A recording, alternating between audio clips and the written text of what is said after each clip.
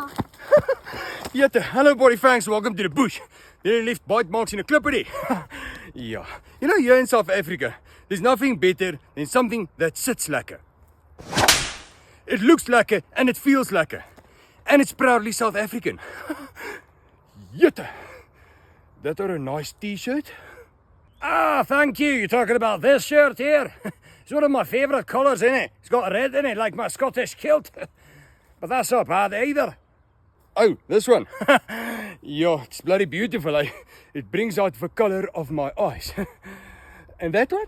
Yes, I decided on the orange because there's a place in South Africa called the Orange Free State. They've got a rugby team, they're called the Cheetahs. But I like yours too. Oh, this olive green one.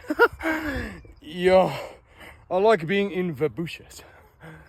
Every once in a while, there comes a situation where you need to stand out a little bit, not blend in like a chameleon.